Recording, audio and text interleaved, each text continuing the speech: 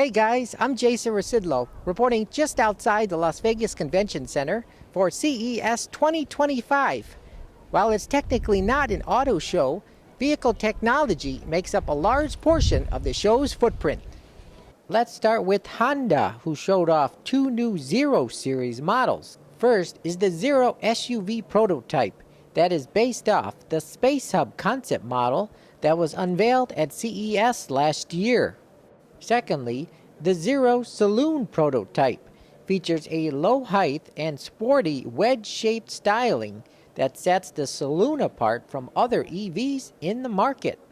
Both Zero Series models are confirmed for production in 2026 at the Honda EV Hub in Ohio. Scout Motors is returning to the U.S. market. Its last vehicle was sold here back in 1980. The company is back with financial support from Volkswagen. Scout showed off two new models at CES, the Traveler SUV and the Terra pickup truck. Scout Motors is an independent American company reimagining what was an iconic American brand. But beyond the brand, we're excited to bring back two of the next great Scout products. Behind me, you can see the Scout Terra, a proper full-size pickup truck. Behind you can see the Scout Traveler, what we would call a mid-size SUV.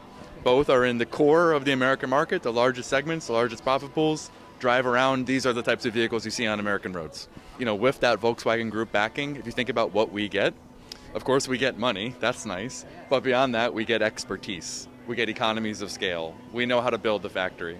And you can sort of combine the best of one of the world's largest OEMs with a true American startup approach. We have two powertrain offers. So we have an all-electric offer, of course, but beyond all-electric, we do have what we call now our extended range, our range extender option, what we call the Harvester Edition.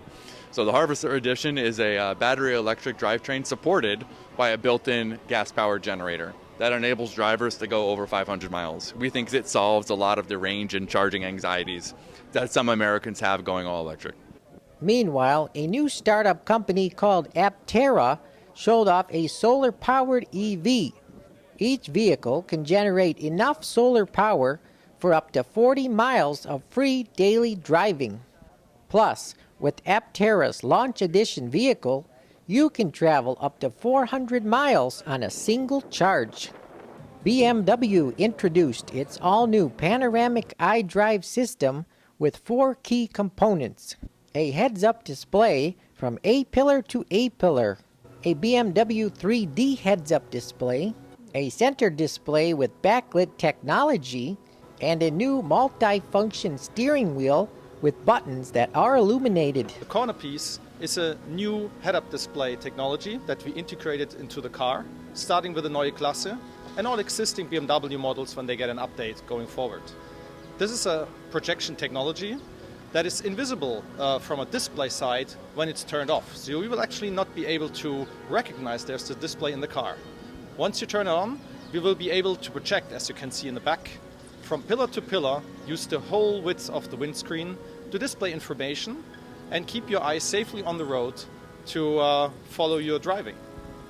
So this is the corner piece of BMW Panoramic iDrive, the panoramic vision from pillar to pillar.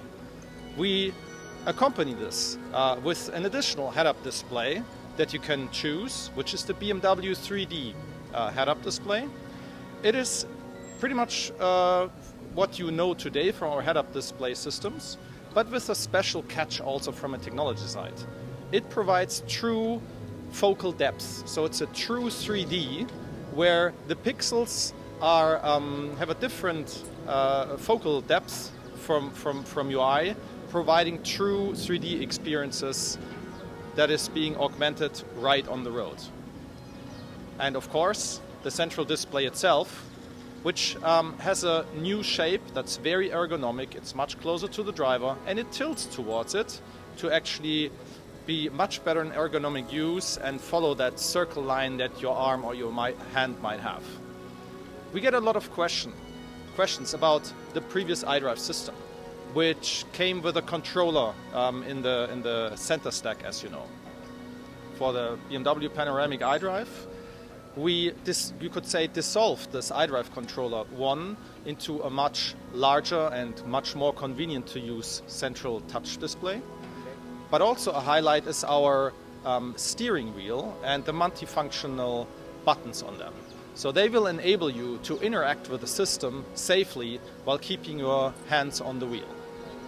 So there still are hardware buttons for efficient and safe usage of the most essential functions while driving, and an improved display system, because that panoramic vision is more on eye level as any other system we had in the past. So if you take a look at those two vision cars outside, you can see how much it actually frees up and declutters the interior and the dashboard, right? Because we didn't just add simply another display that's there, and maybe even a black rectangle once you turn off the car. That's why this panoramic vision technology allows us the display to disappear when it's not in use, and to show you with a holographic projection. Actually, what you can see here from pillar to pillar is literally hovering approximately 50 centimeters above the bonnet, giving you a better focal depth and a better, let's say, experience of how technology should really show when you need it, but not really start to dominate the interior. Panoramic iDrive will be introduced in all new BMW models from the end of 2025 and beyond.